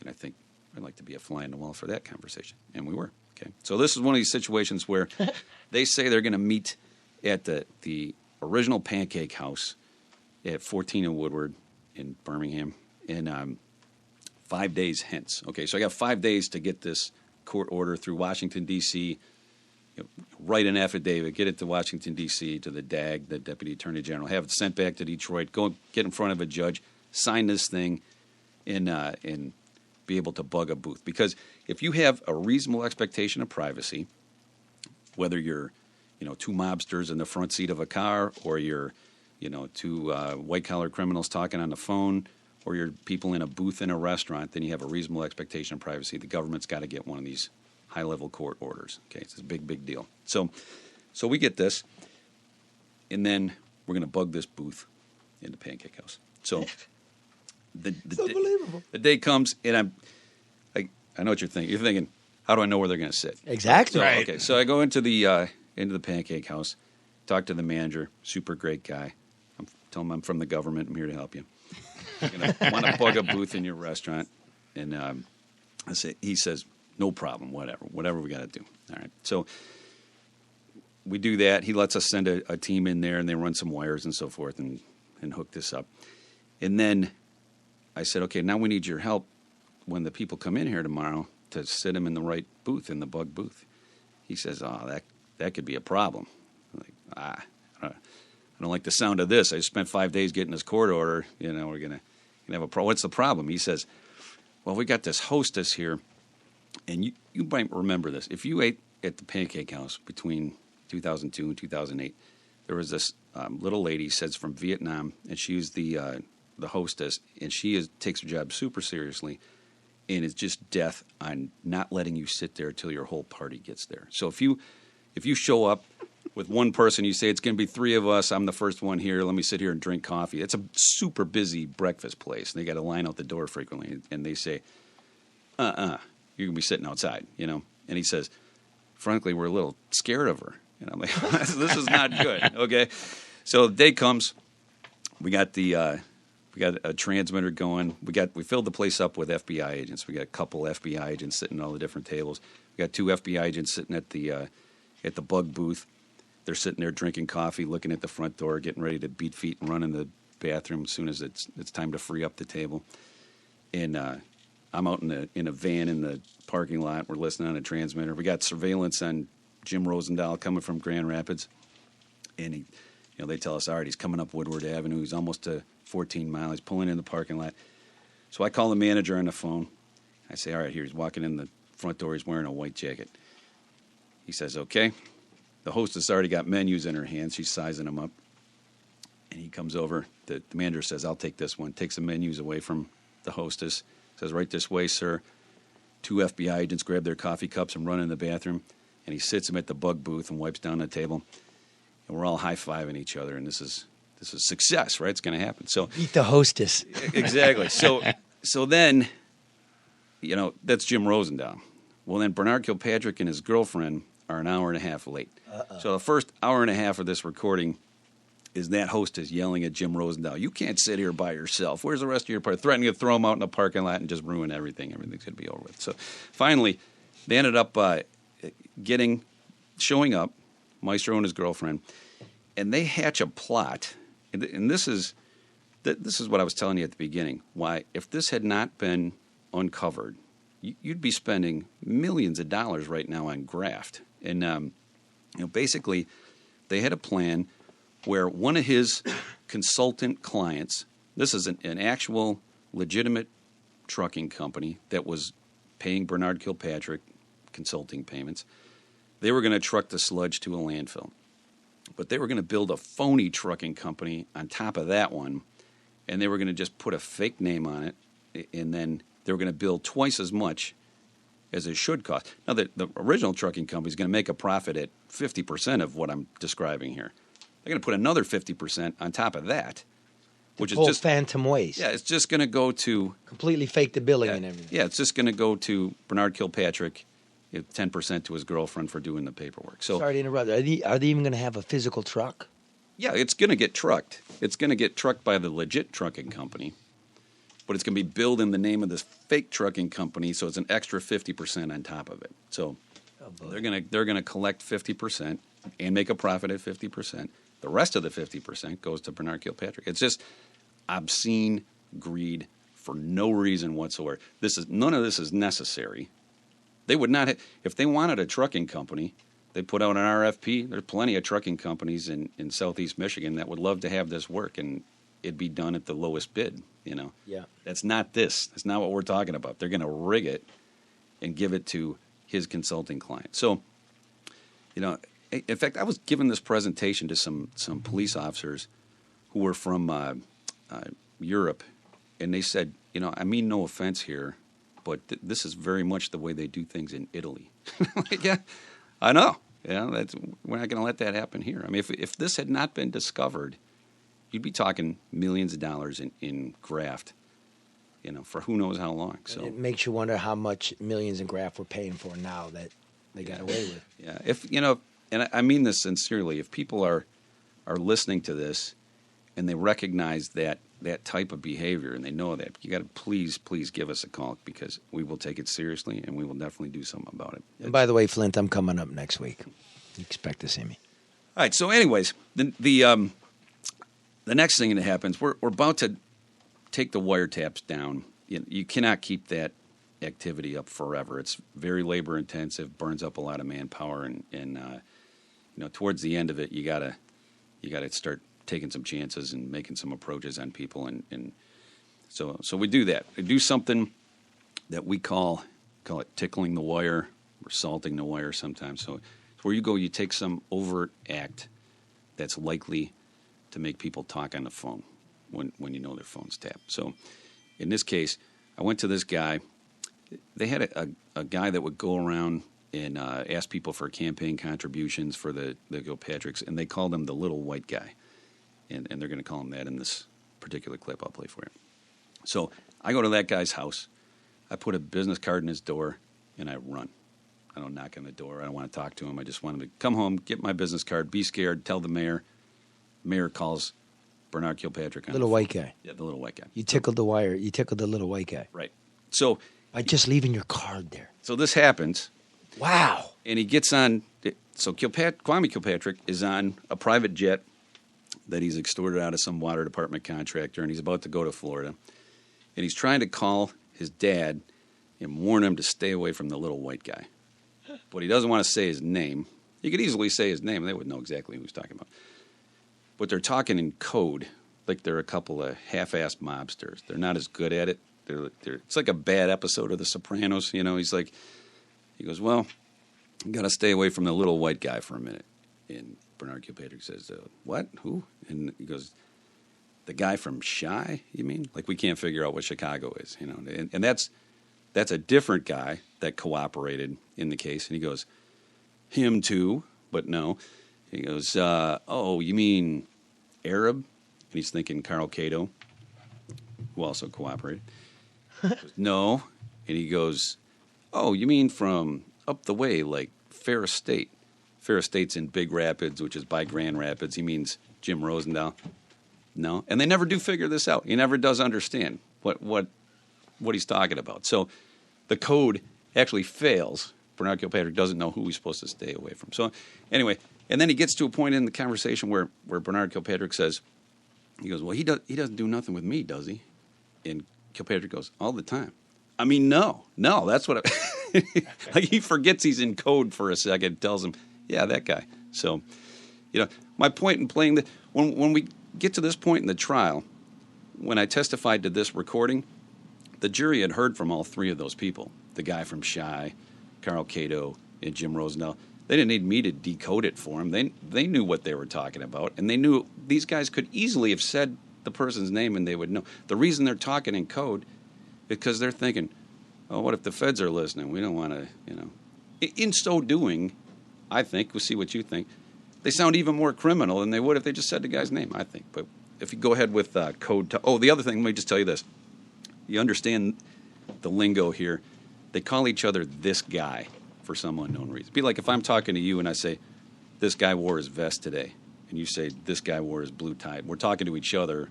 Okay, when you say this guy, you talking about me or you talking about you? When I say this guy, I'm talking about you. You're talking about me when I'm talking about you, and we're talking about me. What are you talking about? Forget about it. We're saying this guy as if there's some unseen audience here listening to us. You know what I'm saying? How you doing? What are you, my doctor? So just know that when each of them says this guy, they mean the other one. The other guy that they're talking to. Well, what if I say the other guy? Does that mean I'm talking about this guy? No, that would be that guy. What is this? I haven't. It's like who's on first? Yeah. Yeah. Jeez. Only this guy. Okay, so what's the name of the clip, Bob? Code talk. Okay, I really had a few things to holler at this guy. All right. Gotta talk to this guy too. Yeah. That little guy. You gotta stay away from that little guy for a minute. Little guy. Yeah. Singing you guys. Huh? That guy to keep singing you guys? From Chi? No, him too, but the other guy. Yeah, your favorite white brother. The little guy. Yeah, your favorite white brother. Wow. Yeah. You mean Arab? No. Oh, you talking about from up the way? Like Fair State? No, you ain't talking about that. No, I'm talking about this little white guy to be around here doing all the business. You know, all the stuff. I have no idea. Yeah, good. All right. Well, I'll talk to you in a minute.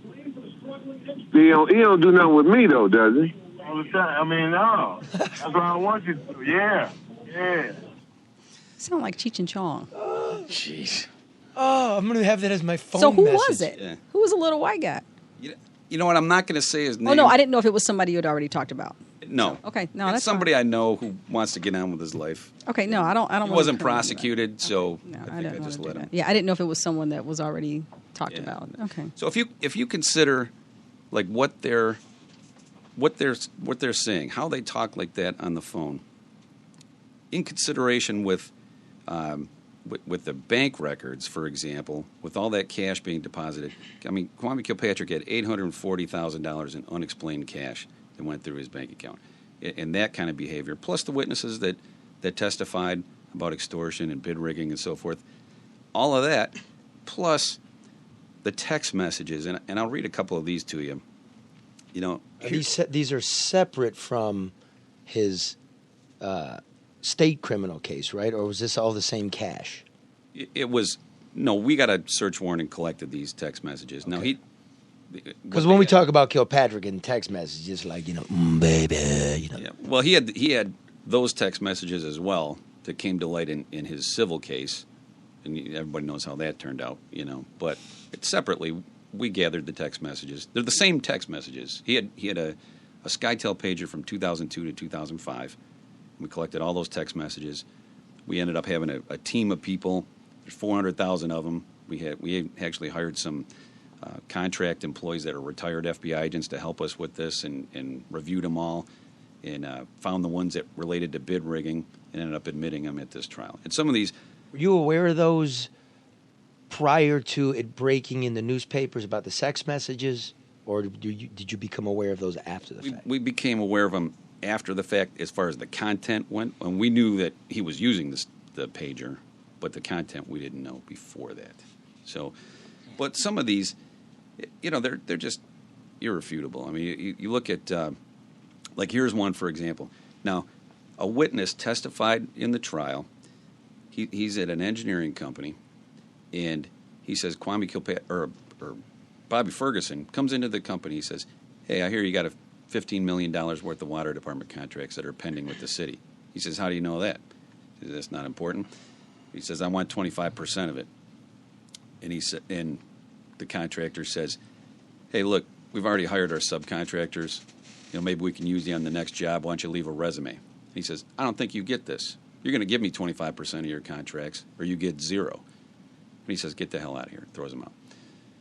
A couple of weeks later, he gets a letter in the mail that the city contractor does from the director of the water department, and it says, "All your contracts have been canceled. We're going another direction with this. They're getting put on somebody else's job." We're talking $15 million worth of... They're going to have to lay people off over this, Yeah. And a lot of these people are city employees. They're city residents that are going to get laid off for this thing, And one of the defenses is this is some sort of affirmative action type of thing where they're trying to help minority contractors and help city residents. This is ridiculous. We're gonna actually fire people over this extortion demand here. People that live and work in the city. So what happens is after he realizes what's up here with this, that contractor, he goes around to the sales department, says, "Everybody write a check for whatever you can spare, write it to cash, and we'll reimburse you later." So he collects $25,000 and stuffs it in the pockets of his suit, and he goes over to Wyoming Street to Bobby Ferguson's office and dumps it on his desk and says, "I'm sorry, man. I had no idea. Okay, can we start over?" Ferguson says, "All right, you don't have to." He laughs. He thinks it's funny, okay? And he says, "We're not going to do it in cash anymore. This is how we're going to do it. I'm going to send you an invoice from a consultant." Yeah. And this one, he doesn't even spell consultant right. He writes consultant, okay, on the invoice. And the invoices are $50,000 per, and they end up spending $1.7 million in no-show jobs. This is for nothing whatsoever. Wow. Okay? So that, in order to keep their contract, they got to bill the city $1.7 million to give money to this guy just to have the work, So now, I mean, for the listener, more or less, it didn't have to work out this way. Now the job's $16.7 million. Exactly. And you get to pay it. Exactly. And they don't even bother hiding it. No. They're not even faking like they're working. No, there is no faking like you're working. The only fake is the invoice that's getting paid. So free for all. Now, just if you're sitting there like the casual observer of this, if you read this in the paper and you say, "Oh, I don't know, I heard the mayor, he says on his website or something that there was no evidence of bid rigging." Okay, well, this guy testified to it in court during the trial, And here's the text message backing it up. Okay, What so you got there? this is a text message from Ferguson to Kilpatrick, and he says this. Hello, Black. That's a nickname for the mayor. He says, hello, Black. You haven't released that contract, right? Answer, right. They know I'm holding it. Ferguson, using your terms is still cool with you. I need to hold it for a long time. You have a guy here who's not a city employee. He's an earth mover contractor. He's a demolition guy. You have an excavating contractor. Those guys again. Who is able to hold up a job to an engineering company. Why is that?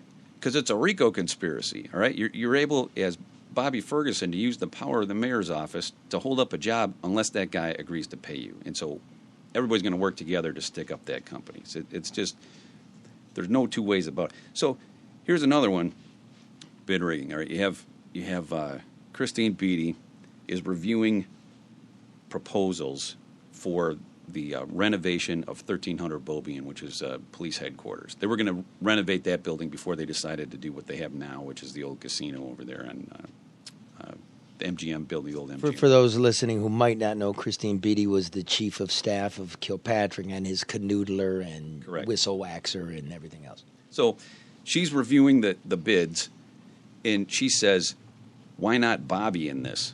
When the translation of that is, well, don't we normally bid rig this stuff for Bobby Ferguson? Why not Bobby in this contract? Here's Kilpatrick's answer. Bobby wanted to strategically lose a major bid. He will be on this one at bid time.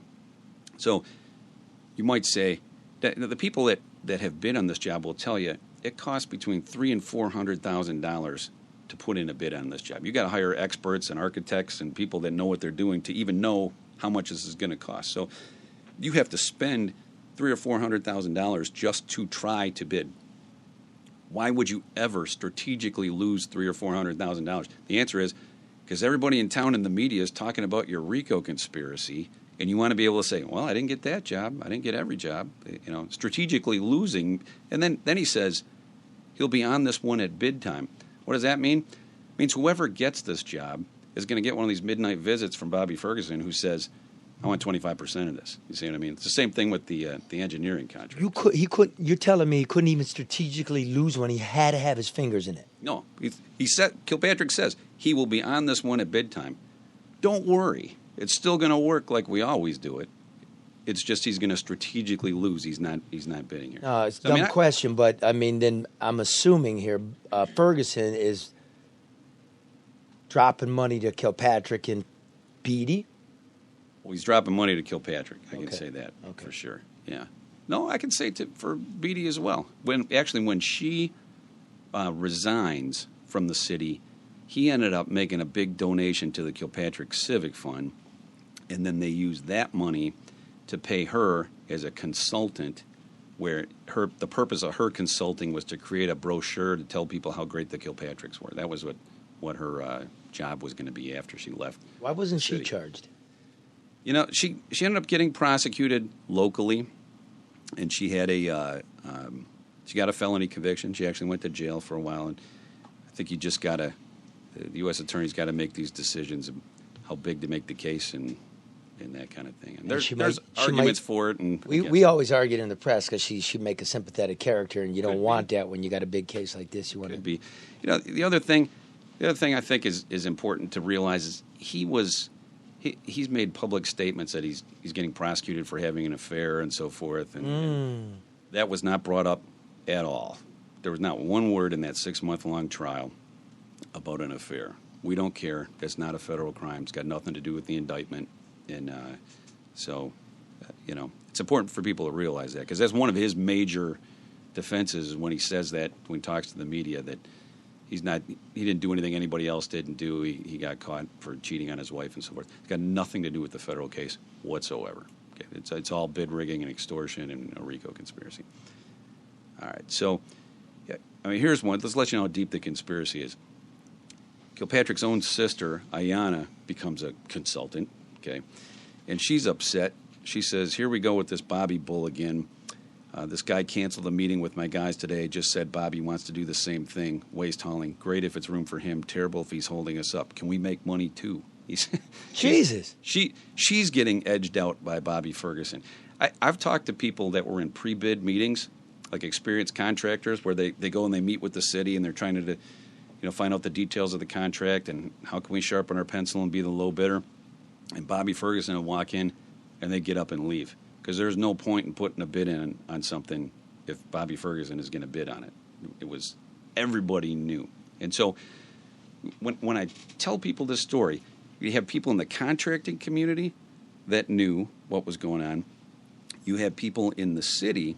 Like here's a real example of how bid rigging works. Okay, they had a cleaning and televising, they call it, which means you take a sewer, you run a camera in there, you find the cracks, you send in an acrylic sock, you blow hot air in there, and it makes a plastic pipe inside of the old cement pipe. Okay, expensive process. $15 million on the east side, $15 million on the west side. So they put this bid out, and they find out who's the low bidder. So the director of the water department, Victor Mercado, comes to this team of experienced engineers who was evaluating the contract to find out who's the low bidder. And he says, "Who's the low bidder?" They tell him, "Whatever, ABC company." It's not. And he says, "Where's Ferguson?" Well, it doesn't matter because he's not the low bidder. And he said, "Well, run the numbers again." They run the numbers again. They say, "Look, it's not a math error. Bobby Ferguson is not the low bidder on this job." And so he says, "Well, average them and tell me who's the closest to the average." So they average the bids and they say, "Well, it's Ferguson. All right, we're going to award it to Ferguson, and we're going to call this the average cost method. All right, well, you put it out as a low bid job. All right, and then people are trying to get low. They're not trying to get average. I don't know how you try to get average when it's a sealed bid. You don't know what the other bids are, but you change that later and say, well, we're just going to pick the average one and give it to them. Then what happens is when this all gets exposed and everybody finds out that it was a rigged bid, and the guy who should have got the contract in the first place files a lawsuit against the city, now we got to pay that guy for nothing. Okay, so we're not only did we spend too much money on Bobby Ferguson, now we got to pay money for zero because this other guy got legitimately screwed and should have got the contract in the first place. This is a losing proposition at every turn. It's millions and millions. So you have the bid rigged contracts that we could show are $73 million. Okay, you have the overpayments to Ferguson. You have the lost income to the people who should have got the work, that amount of harm. And then you have people, like I've talked to people from major companies that have said to me, we came here and we saw what was going on. We decided we're going to sit this administration out. Okay, we're going to go to places like Chicago or Cleveland that don't have corruption. What? Like it's better to do business in Chicago and Exactly. Cleveland. I mean, just think about that, though. You have major companies that wanted to come to Detroit between 2002 and 2008 and employ people, and they got turned away.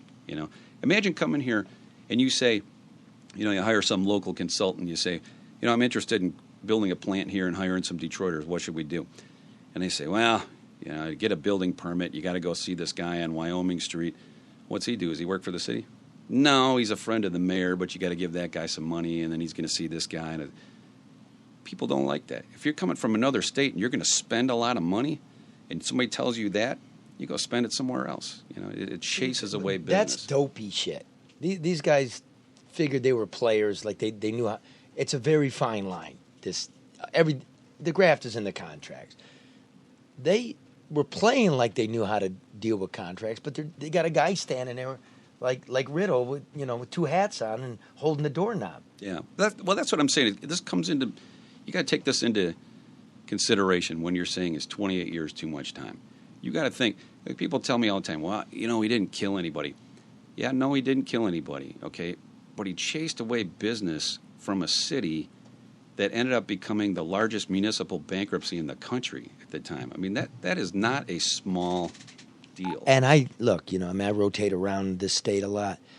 You can't be sure he didn't kill somebody or was part of the causality of a death when there's not police officers, when an ambulance doesn't arrive on time. True. It does matter. That's the same era when kids were bringing toilet paper of their own to school. Absolutely. Even though it's a different pot of money, money's money. Yeah, absolutely. That's true. No, it's bullshit. That's true. I don't buy that. That's true. Let me tell you a couple more text messages that I think really crystallize this, and then then I'll be done here. But here's one where he talks about the Book Cadillac Hotel.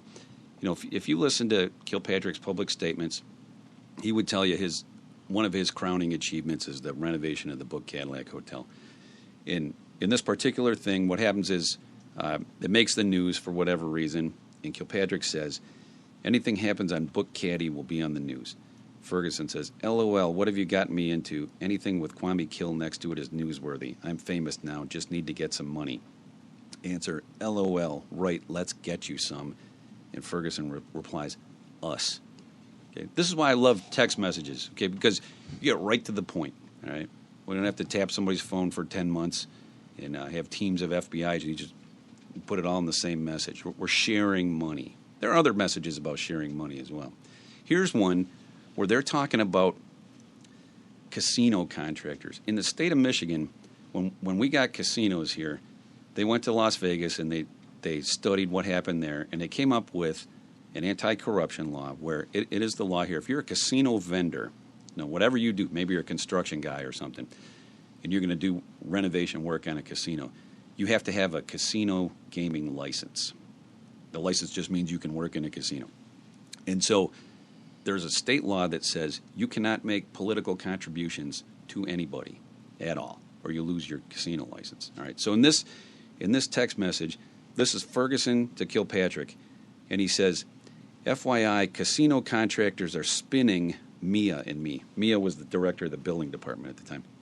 And he mentions the contractors, Larry Brinker and Paul Jenkins. Those are two large city headquartered contractors, construction contractors in the city of Detroit, and they have casino licenses. So when he says they're spinning me, what they're saying is, I can't give you money for Kwame Kilpatrick. I have a gaming license, and I'm following the law. That's what they're saying, okay? Kilpatrick's answer to that, they need to find a way. What he's saying is, they need to find a way to get around this anti-corruption law and give me money, all right? So Ferguson says, I know that, and you know that, but them MF, is actually what he says, them MF, they think that they don't need me or Mia for permits because their jobs are high profile and the mayor's office will give them the world. Answer, okay. Ferguson, me and you just need to deal with it. Answer, yep. Why would you need Bobby Ferguson to get a building permit? I mean, that doesn't make any sense whatsoever. If you're a contractor and you got to go to Bobby Ferguson to get a building permit from the city, something is dreadfully wrong here. Okay, yeah.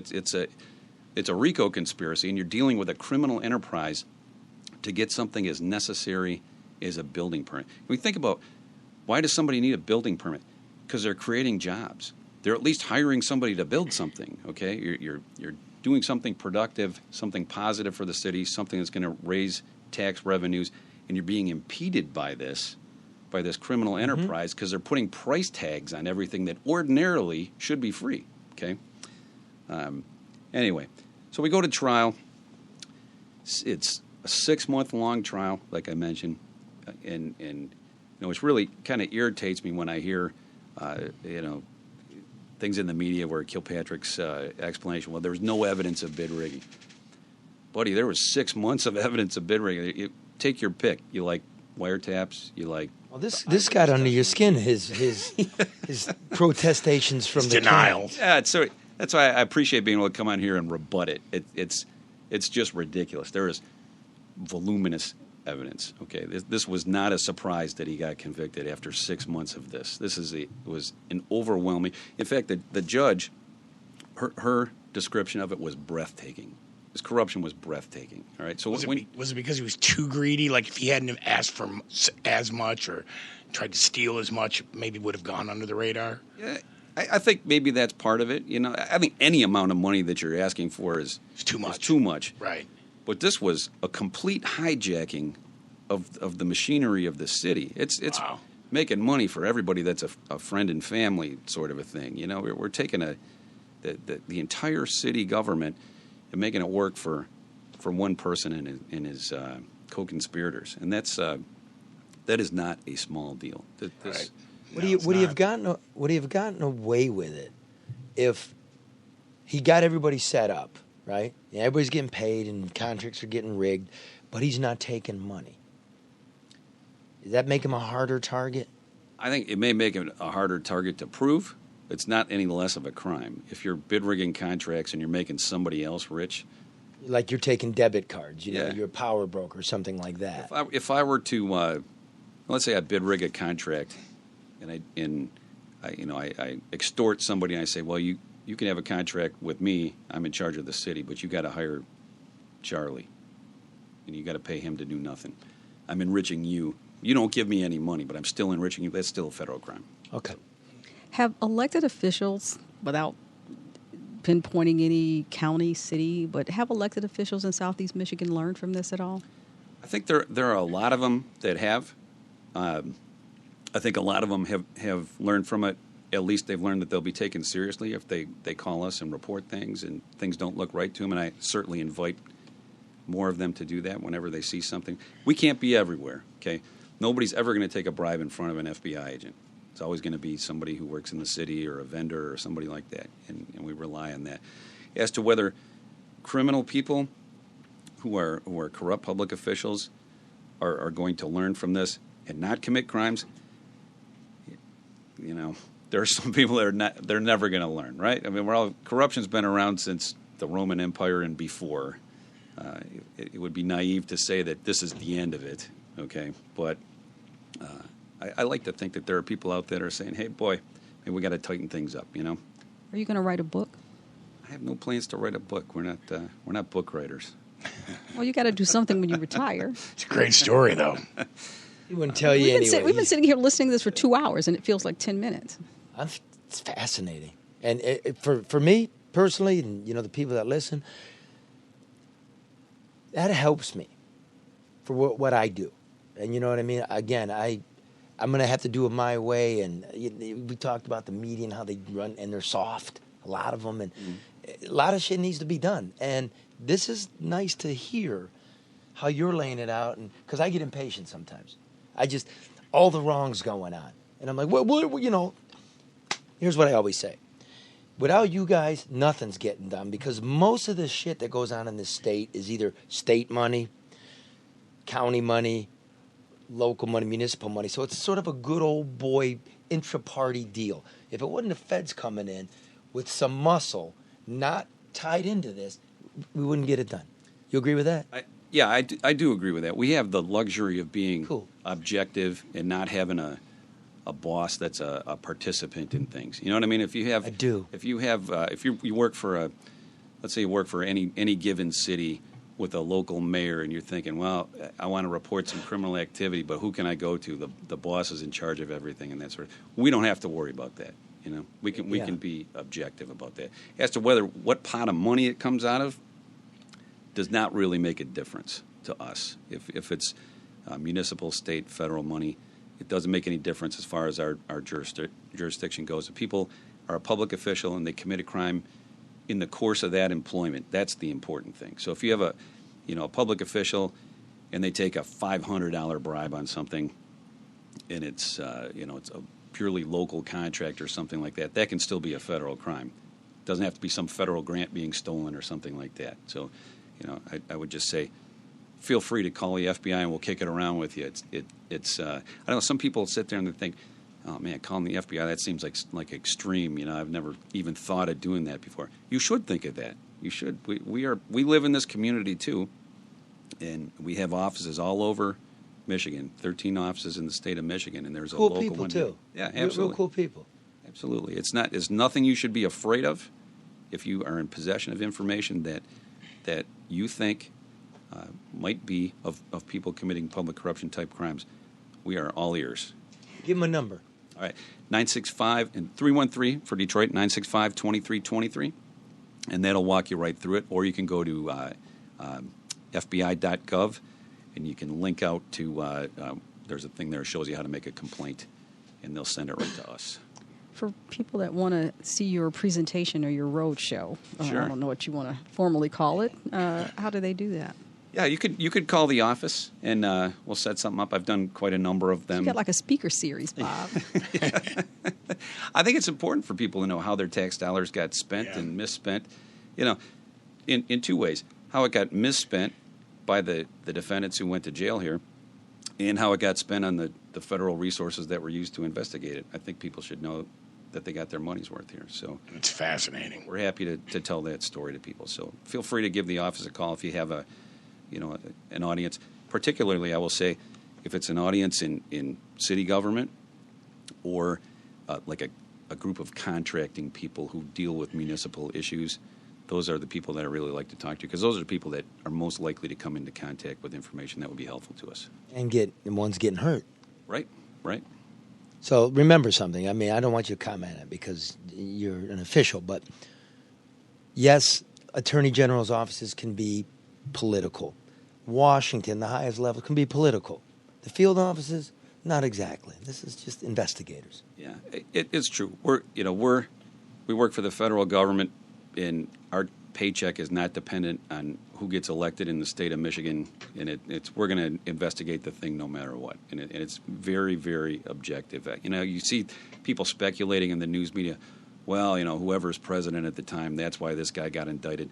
That has nothing whatsoever to do with it. I've never had a president call the Detroit field office and say, don't indict this guy or do indict that guy. They don't care. Don't speak so soon. You got some crazy stuff going on in D.C. You never know what may happen. You got crazy stuff going on everywhere. But I don't want to burden the audience. Any last words here? Did you cut you out? We're done? I'm done. Hey, Kwame, call me.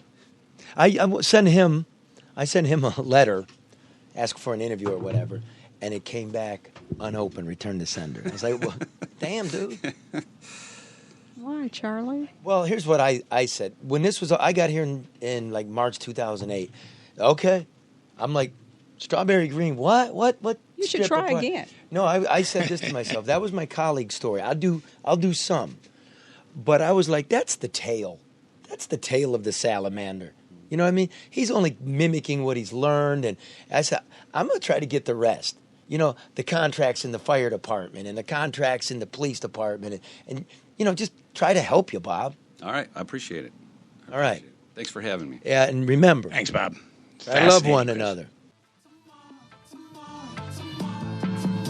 Talking right now.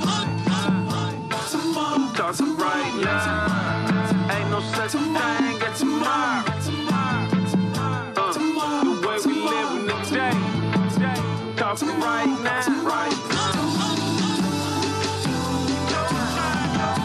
Dress hang on designer everything. Mr. Como de Garçon, Mr. Alexander Wayne, Mr. Chain, pick your ring, flow insane, ho insane. Man, these shoes I got on, these the hardest I done seen. It look clean when you pour it, I remix it, make it dirty. If she got good head and text me, I text her back and tell her hurry. This that category 5 when I walk up in the strip club. Throw it high, make you and George Washington head, but OGs never fed us. Now young niggas fed up, ballin' so hard, I deserve an and one. Make it so the market, then I'm getting it, ain't it? Obviously, you a bitch, you a hoe, that's just my philosophy. And I'm known to kick it like the captain of a soccer team. Billie Jean, red leather, same color, red lobster. And she brainwash, head dog. I'm be fresh as hell if the feds watch. I'm be fresh as hell if the feds watch. I'm be fresh as hell if the feds watch. I'm be fresh as hell if the feds watch. Drop top, head body. I'm be fresh as hell if the feds watch. I'm be fresh as hell if the feds watch. I'm be fresh as hell if the feds watch. Drop top, head body. Grams to Grammys, 2 guns, Yosemite. Niggas put that Glock on your ass. Fuck that hell to be pumping that amphetamines. All this D I'm peddling. I be somewhere settling, somewhere that you have never been. To the top you never been. You might need a respirator, money on the rise like I'm counting on the elevator. You gon' need a detonator, swimming with them barracudas. Close the docket on that motherfucking prosecutor. This some money, this your bunch. I parachute you. I'm so fly, I jump out the air wearing Gucci. I'm raw, talking California roll. Smoking California weed with California hoes. Sending flicks to my partners in the state pen. I just got got some pants made out of snake skin. See them shades you got on called Ray-Bans, and the shades I got on called A-Band. I'm be fresh as hell if the feds watch. I'm be fresh as hell if the feds watch. I'm be fresh as hell if the feds watch. Drop top, head body. I'm be fresh as hell if the feds watch. I'm be fresh as hell if the feds watch. I'm be fresh as hell if the feds watch. Drop top, head body. Pussy, move on, back up. So what I'm now? That shot talk for me, that chalk. So what them there? Watch out, true. Take the boy them and go up under this other right now. Move on. All that weed and money, them a move on. Grab everything. No, you don't move. You said nothing. You said a blood clot thing. Move on.